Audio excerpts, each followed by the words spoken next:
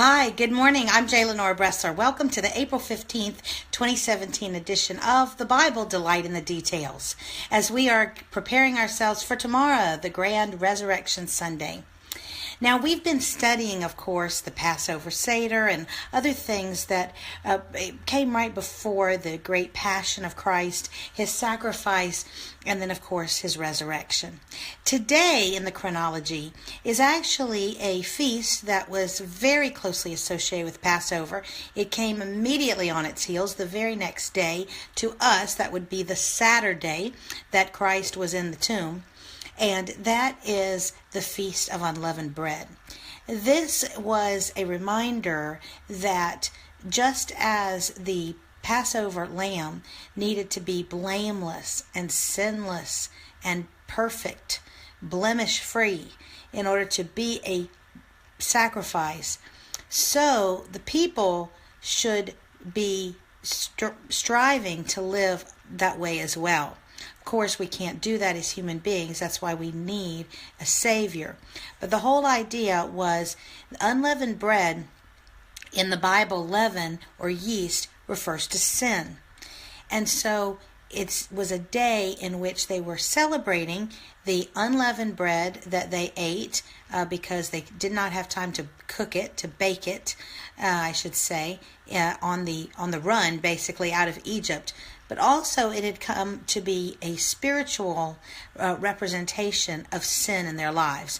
You may remember we talked about, or in another session, how for days before this feast, the Jews went to meticulous and very almost excessive, almost obsessive kind of attempts to rid their homes of any crumb of bread, lest there be yeast in the house.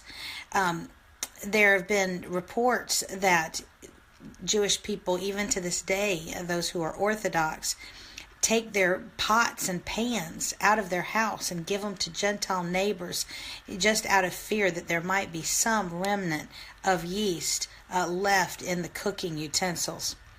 Now, of course, this whole idea was to try to get people to understand that it's the sin that needs to be removed from life, not necessarily just bread yeast. It was a symbol. Now, what's very fascinating is we know that Christ's body did not see decay in the tomb.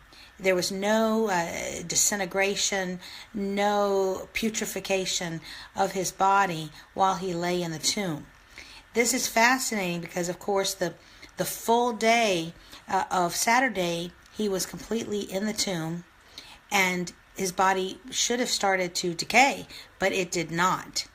And this is a fulfillment of the prophecy that God would not suffer his anointed to see decay.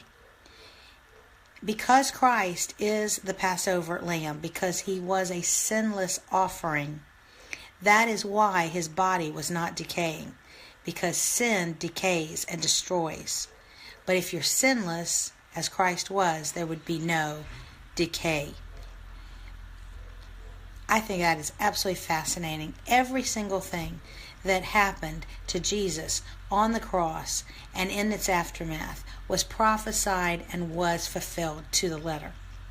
Now, one last thing. We all know that we're waiting for tomorrow morning, for Sunday morning, when Jesus is going to get up and get out of that tomb. Many people worry about, how does this work? 3 days in the tomb. They know that had been prophesied. It would be 3 days, just like Jonah was in the belly of the whale, or belly of the fish, I should say, for 3 days. How do you count days? Remember that in the Jewish culture, sundown begins a day. And the way they counted was any part of one day counted as a day. So Christ died at 3 o'clock on Friday. That means that day 1 would have been the rest of Friday. Then the second day would have run from Friday sundown to Saturday sundown. That would be day 2. And then the third day would begin at sundown of Saturday night, and then run all the way through to Sunday night. But of course, we know Christ was up and out of there by dawn. The 3 days That's how the Jewish calendar counts days. I'm Lenora Bresler. Visit me tomorrow for our glorious Resurrection Sunday edition of the Bible, Delight in the Details. Have a great Saturday.